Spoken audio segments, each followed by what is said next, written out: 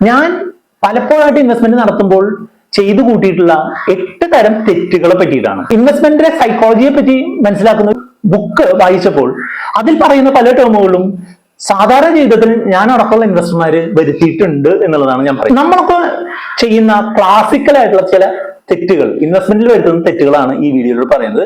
ഈ വീഡിയോയിൽ നിങ്ങൾ ഈ പറയുന്ന 8 തെറ്റുകൾക്ക് നിങ്ങളുടേതായിട്ടുള്ള ഉദാഹരണങ്ങൾ കമന്റിൽ രേഖപ്പെടുത്തിയിട്ട് ഏറ്റവും കൂടുതൽ ലൈക്ക് കിട്ടുന്ന കമന്റിന് ഒരു പ്രോത്സാഹനം എന്നുള്ള നിലയ്ക്ക് 1000 രൂപ ഗൂഗിൾ പേ ബെനിഫിറ്റ് ആയിട്ട് നിങ്ങൾക്ക് അയച്ചു തരുന്നതായിരിക്കും.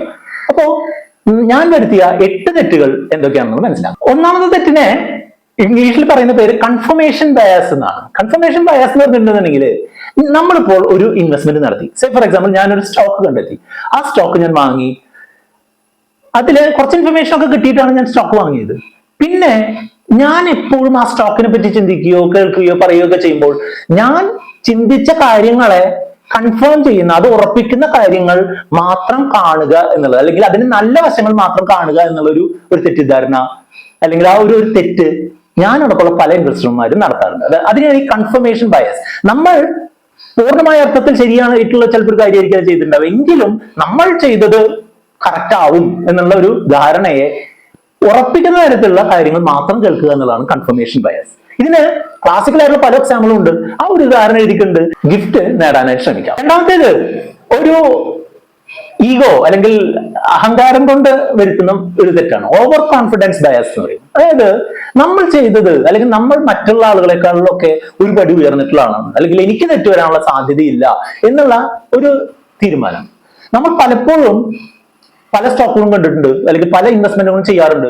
അതില് ചെറിയൊരു നഷ്ടം വരുമ്പോൾ നമ്മൾ വിചാരിക്കും അതല്ല, അത് കുഴപ്പമില്ല, നമ്മൾ ബുദ്ധിമാനാണല്ലോ, നമ്മൾ കണ്ടുപിടിച്ചതാണല്ലോ, അതിന് വലിയ പ്രശ്നമൊന്നും ഉണ്ടാവില്ല എന്നുള്ളൊരു ഓവർ കോൺഫിഡൻസ് വരികയും നമ്മൾ കൂടുതൽ അതിലേക്ക് ഇൻവെസ്റ്റ് ചെയ്യാനൊക്കെ ശ്രമിക്കുകയും അങ്ങനെ കൂടുതൽ പ്രശ്നങ്ങളിലേക്ക് പോവുകയും ചെയ്യാറുണ്ട്. അതിനെയാണ് ഓവർ കോൺഫിഡൻസ് ബയസ് എന്ന് പറയാം. നിങ്ങൾക്ക് പലർക്കും ഓവർ കോൺഫിഡൻസ് ബയസ് വന്നിട്ടില്ലേ? അതിന്റെ ഒരു ഉദാഹരണം ഒന്ന് കമന്റ് ചെയ്തോളൂ. മറ്റൊന്ന് ഞാൻ പലപ്പോഴും ചെയ്തിട്ടുള്ള ഒരു പ്രശ്നമാണ് ലോസ് അവേർഷൻ ബയസ് എന്ന് പറയും. ലോസ് അവേർഷൻ ബയസ് എന്ന് പറഞ്ഞിട്ടുണ്ടെന്നുണ്ടെങ്കിൽ നമ്മൾക്ക് ചെറിയൊരു തെറ്റ് സംഭവിച്ചുകൊണ്ട് നമുക്ക് നഷ്ടം സംഭവിച്ചു, ആ നഷ്ടം റിയലൈസ് ചെയ്യാൻ നമ്മൾക്ക് തോന്നാതിരിക്കുക. ആ നഷ്ടം ചെറുതാണ്, കുഴപ്പമില്ല, അത് അങ്ങ് ശരിയായിക്കോളും എന്നുള്ളൊരു ഇതിൽ നിൽക്കുക. എന്നിട്ട് കുറെ കാലം കഴിയുമ്പോൾ അത് വലിയൊരു തെറ്റായിട്ട് മാറുക. ഞാൻ പലപ്പോഴും ചില ഓഹരിയൊക്കെ ഒരു ഡബിൾ ആവണം എന്നുള്ള ഉദ്ദേശത്തിലൊക്കെ വാങ്ങിയിട്ടുള്ള സ്റ്റോക്കുകൾ പലപ്പോഴും നമ്മളുടെ എക്സ്പെക്ടേഷനിൽ വരാത്ത സ്റ്റോക്കുകളായി മാറുകയും അത് താഴേക്ക് 10% താഴുക, 20% താഴുക ഒക്കെ ചെയ്യുമ്പോൾ നമ്മൾ വിചാരിക്കും നമ്മൾ അത്യാവശ്യം മനസ്സിലാക്കിയിട്ടാണല്ലോ ചെയ്തത്, ലോസ് ബുക്ക് ചെയ്തല്ലെങ്കിൽ കുഴപ്പമില്ല. പക്ഷെ അത് പിടിവിട്ട് താഴേക്ക് ഒരു 50% ഒക്കെ താഴുമ്പോഴാണ് നമ്മൾ മനസ്സിലാവുക നമ്മൾ മണ്ടത്തരാണ് ചെയ്തത് എന്നുള്ളത്. ഈ അടുത്തും ഞാൻ അങ്ങനെ ഒരു സ്റ്റോക്ക് നിക്ഷേപം നടത്തിയിട്ടുണ്ടായിരുന്നു. നിങ്ങൾ പലപ്പോഴും അങ്ങനെ നിക്ഷേപിച്ചിട്ടുണ്ടാവും. അത്തരം ഒരു ഉദാഹരണം നിങ്ങൾക്ക് എഴുതുകയാണെന്നുണ്ടെങ്കിൽ ഏറ്റവും മികച്ചൊരു കമന്റിന് നമ്മളുടെ ചെറിയൊരു ഗിഫ്റ്റ് ഉണ്ടാവും, അത് ഒന്ന് കമന്റ് ചെയ്തു. നാലാമത്തേത് റീസൻസി ബയസ്. റീസൻസി ബയസിന്റെ ക്ലാസിക്കൽ എക്സാമ്പിൾ നിങ്ങൾ പൊതുമേഖലാ സ്ഥാപനങ്ങളിലുള്ള സ്റ്റോക്കുകളും ഡിഫൻസ് ഓഹരികളുടെ സ്റ്റോക്കുകളും ഈ അടുത്ത് നിങ്ങൾ കണ്ടിട്ടോ. ഓഹരി വിപണി ഒരു പിടിവിട്ട് മേളിലേക്ക് പോകുന്ന ഒരു സമയം ഉണ്ടായി. അതായത് ഈ ഇലക്ഷന്റെ സമയത്ത് പ്രധാനമന്ത്രിയും ആഭ്യന്തരമന്ത്രിയും ഈ ധനമന്ത്രിയും ഒക്കെ പൊതുമേഖലാ സ്റ്റോക്കുകളും ഡിഫൻസ് സ്റ്റോക്കുകളും ഒക്കെ വളരെ ഉയർന്ന നിലയിലേക്ക് പോവുകയാണ്, അല്ലെങ്കിൽ ഇത് നിങ്ങൾ ലാസ്റ്റ് ചാൻസ് ആണെന്നുള്ള രീതിയിലൊക്കെ ഒരു പബ്ലിക്കായിട്ട് പലപ്പോഴും ആളുകൾ പറയാത്ത രീതിയിൽ പറയുന്നത് കേട്ടുകൊണ്ട് സ്റ്റേറ്റ്മെന്റുകൾ ഇറക്കുണ്ടായി. അത് കേട്ടുകൊണ്ട് എന്തുണ്ടായി, ആളുകള് ഇൻവെസ്റ്റ്മെന്റ് നടത്തുകയും അത് ഈ സ്റ്റോക്കുകളെ ഭയങ്കര വലിയ രീതിയിൽ ഇൻഫ്ലേറ്റഡ് ആക്കുകയുണ്ടായി.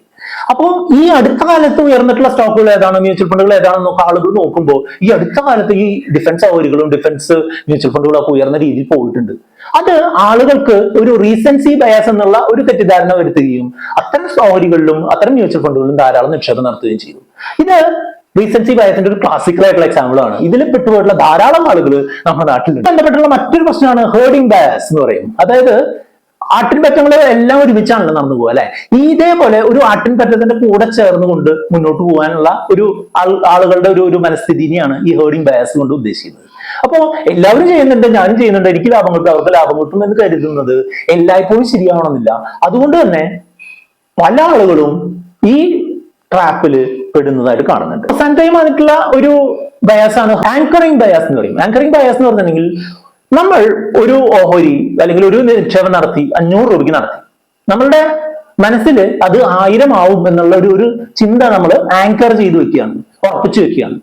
ആ ഓഹരി എന്തൊക്കെ വന്നാലും നമ്മൾ ഈ 1000 എന്നുള്ള ആ ഒരു എമൗണ്ട് നമ്മുടെ മനസ്സിൽ രജിസ്റ്റർ ആയിട്ടുള്ളതുകൊണ്ട് ആ എമൗണ്ട് വന്നാൽ മാത്രമേ നമ്മൾ അതിൽ എന്തെങ്കിലും ആക്ട് ചെയ്യുള്ളൂ എന്നുള്ള രീതിയിലേക്ക് പോവുകയാണ്.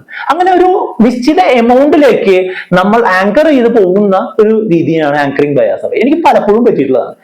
നമ്മൾ ഈ പറഞ്ഞ പോലെ 500 വാങ്ങിയ സ്റ്റോക്ക് 1000 ആവും എന്നുള്ള പ്രതീക്ഷയിലിരിക്കും, 970 വരെ പോകും. ആ സമയത്ത് നമ്മൾ കൃത്യമായിട്ട് മനസ്സിലാക്കും അതിന് താഴേക്ക് വരാനാണ് പോകുന്നത്. എങ്കിലും നമ്മൾ ആങ്കറിംഗ് ബയാസ് കൊണ്ട് 1000 എന്നുള്ളൊരു നമ്പറിൽ ഫിക്സേറ്റഡ് ആയി പോവുകയും നമ്മൾ പിന്നെ ഈ 970 നിന്ന് താഴെ വരുന്നത് കണ്ടുകൊണ്ടിരിക്കേണ്ടതായിട്ടും വരും. നിങ്ങളുടെ ഒരു കമന്റ്, ഒരു കൃത്യമായിട്ടുള്ള ഒരു കമന്റ് രേഖപ്പെടുത്തി അത് ആളുകൾക്ക് ഏറ്റവും കൂടുതൽ ഇഷ്ടപ്പെടുകയാണെന്നുണ്ടെങ്കിൽ നിങ്ങൾക്ക് റുപ്പിമങ്ങിന്റെ വക ഒരു 1000 രൂപയുടെ ഒരു സമ്മാനം നമുക്ക് തരുന്നതായിരിക്കും. അപ്പോ എല്ലാവരും ഒന്ന് കമന്റ് ചെയ്തോളൂ. ഇതുമായിട്ട് ബന്ധപ്പെട്ട് 2 വീഡിയോകളാണ് അവിടെ കാണുന്നത്. അതുകൊണ്ടുകൊണ്ട് നമുക്ക് മുന്നോട്ട് പോകാം.